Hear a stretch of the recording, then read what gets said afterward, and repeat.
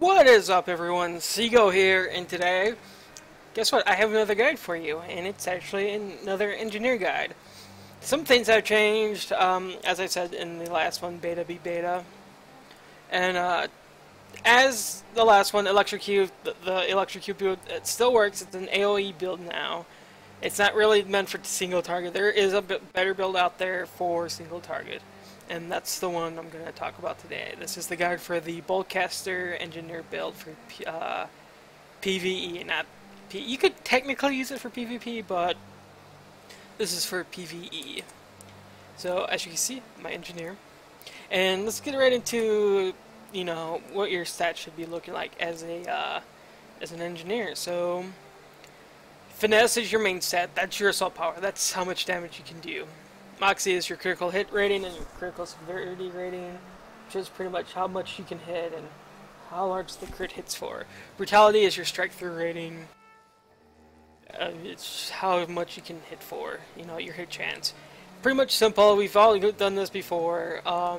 One thing that has changed, that you raid will probably have a warrior esper that's running the like -6 deflect to the boss, so you don't need your strike through chance at like 12% anymore. You can have it at like 7 point something or 8%.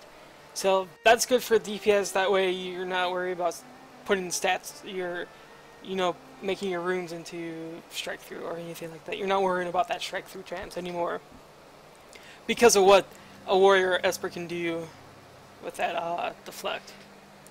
I mean, critical hit chance, I have mine at 18% normal. Without the artillery bot adds a little bit more. Critical hit severity is 183.45%. But the most important thing is assault power. As you can see with the runes, I try and go all finesse or assault power if I can. If I can, it's usually critical severity rating. Runes in themselves, you want to go for, first you want to go for assassin. The 4-set assassin, because it increases assault power by 16 and grants a 25% chance to deal an additional 20 physical damage when landing a hit on a foe below 30% health. This is used for Boltcaster. If you're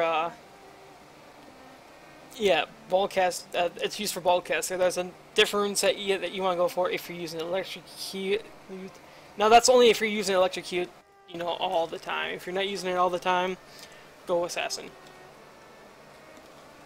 After that, you want to get at least 8 weapon specialists. I only have 2 right now because I've had crappy rolls on rune slots on a lot of my gear. I've been trying to get better gear, but yeah, I can't right now. You know, we've only done the first boss in GA, so things will change. I'll get better gear, then I'll hopefully better rune sets, and you know, the set bonuses from runes will be a whole lot better, hopefully.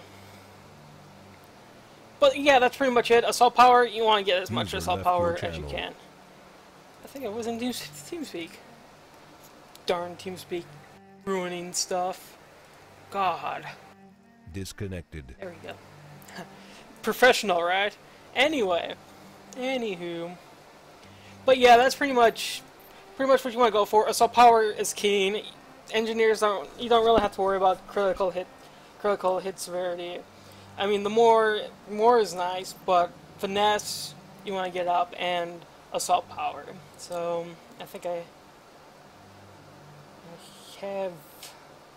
don't know exactly where. Yeah, assault power my boots. And one more thing I want to talk about gear. For boots, this is important. Boots, you want to get the crafted Galactium Protomorph treads, and this you want to get the special Dasher.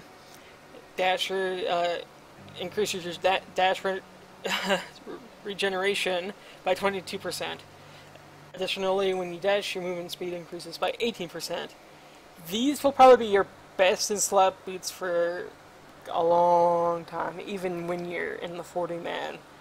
Because you want to keep uptime on Boltcaster, like almost all the time. We'll get into that here in a second, but those boots, you're going to need those boots. So if you have an armorsmith friend or you're an armorsmith, start crafting. You want to use the highest power core too, so you can get that 91 finesse, as you can see there.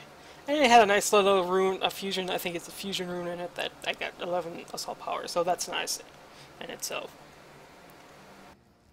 But yeah, that's what things should look like there. Now let's go to the build itself. Now this build this Bullcaster build is pretty standard for the single target.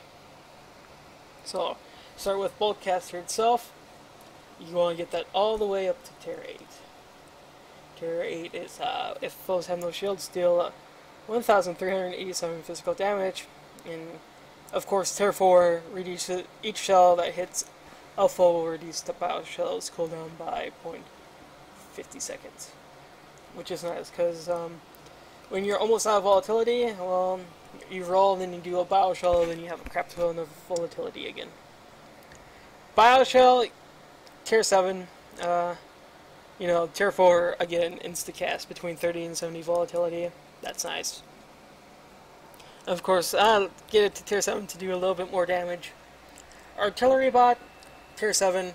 Remember, Tier 4 grants yourself an artillery bot and power, which increases critical hit chance by 6.5%. And, you know, each tier upgrade increases its damage by like 56 damage per tick and increases barrage damage. Quick burst, whenever you land a hit, you can use that, which is really, really nice. Now to utility. Zap is your interrupt. You need it. Everyone should have at least one interrupt, depending on the fight. The first boss in GA, you do not need an interrupt though. So you could use something like Recursive Matrix. It's fine.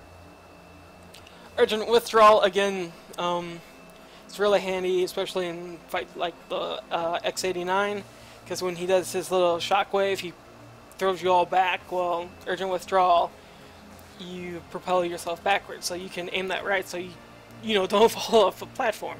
That's nice. And it gets you out of other situations and other boss fights too. It's just useful all around. It's a nice low utility ability. The only, you know, movement one we have. Diminisher bot, again, just more damage. That's all Diminisher bot is there for. And Volatile Injection. Volatile Injection, you know, it gives you defense and power. Defense increase deflect critical hit chance by 13%, and power increases critical hit chance by 13%.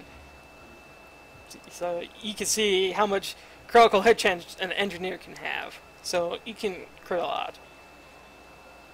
And that's pretty much the build itself. Really straightforward. Again, also before I forget, 3 points into Volatile Injection. Now when you get Elder points, it gets a little bit, okay, so what can I put it into? Well, Tier 8 Bioshell wouldn't be too bad. The sucky thing about engineers is a lot of their Tier 8s are just snares, which aren't really useful. But I mean, Bioshell, it's not a snare. It reduces armor instead of technology damage, so everybody does more damage. But usually you have at least one engineer in your raid running Tier 8 Bioshell, so I mean, other things you could do, put some points into Diminisher Bot. Yeah, it's not too bad. I mean, really, when it comes to more Elder Gem ability points, there's really nothing you can put it into. Quick Burst, maybe do a little bit more damage, but that's about it. Now for amps, it's pretty straightforward. This has to be changed just a little bit. Yeah, just a little bit. Okay, so anyway, what you do here is, under the assault tree, critical hit chance increased by 2% each, all the way full. Assault power increases assault power by 2.5% of your current maximum, all the way full.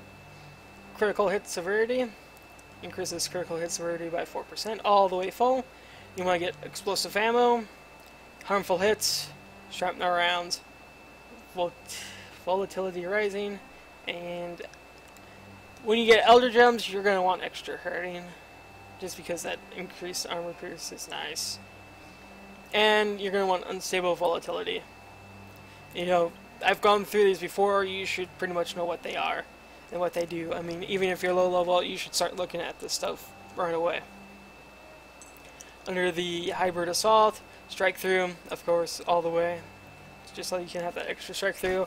And forceful impact, whenever an attack is deflected, you gain increased assault and support. Under utility, cooldown reduction, 5% each, that's 15%, nice. Reckless dash, dashing generates 20 volatility, and dash regen.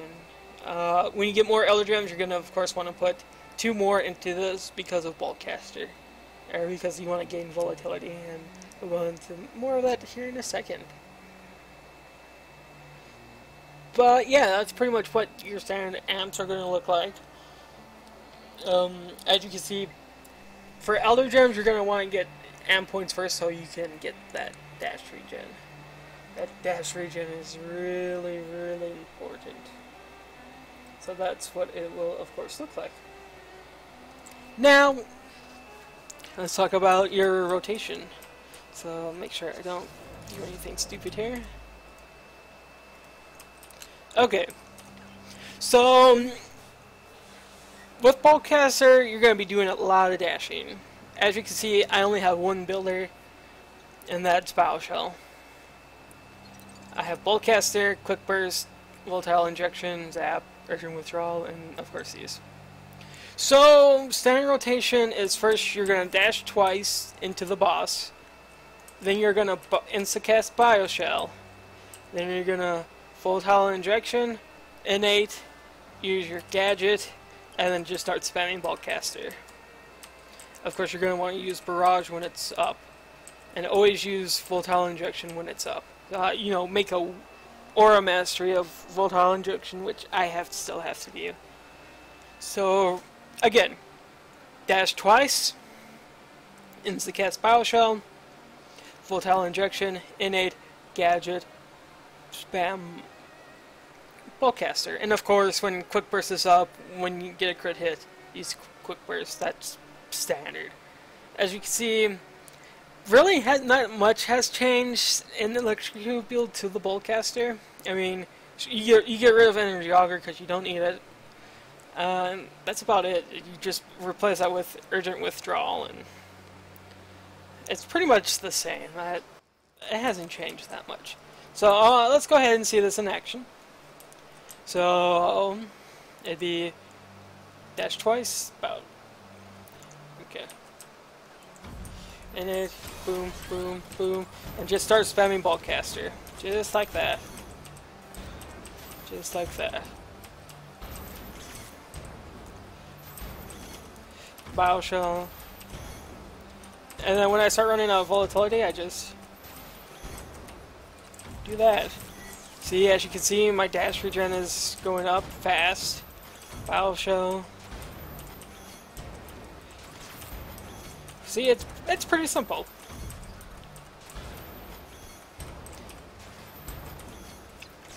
I try and keep my volatility high because of Bulkcaster. I mean, usually you can get about, I want to say, 3 to 5 Bulkcasters off before Bioshell comes back up. And if it doesn't come up in time, you can always dash.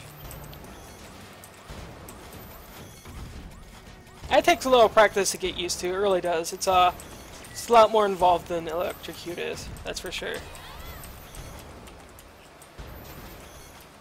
And as you can see, it's really, really straightforward. I mean, anybody can do it. I know some people are saying, oh, I have problems using Bulkcaster, I'd rather just stay with Electrocute because it's easy. Well, tell you what, you can go ahead and do that, but you will never get the DPS you need for a boss fight by just using Electrocute. You get so much more damage single target with Bulkcaster than you do Electrocute. Boom, boom, boom, boom, boom. As you can see, goal is try and keep Bulkcaster up almost all the time.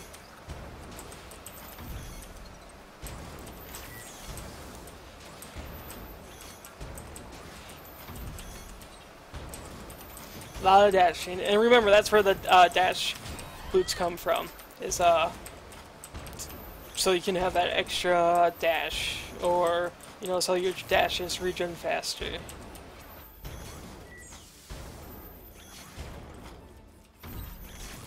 Boom, boom, boom. Boom. As you can see, straightforward again. Just doing this a little bit more.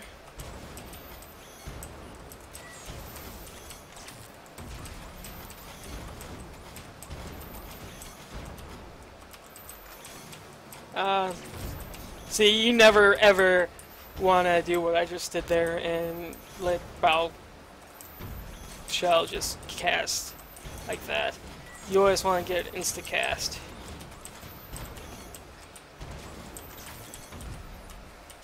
And that's about it. I mean, again, straightforward. Nobody should have problems with it. If you do, I don't know what to say. You really shouldn't have any problems. It's easy, straightforward, and I mean, really to the point.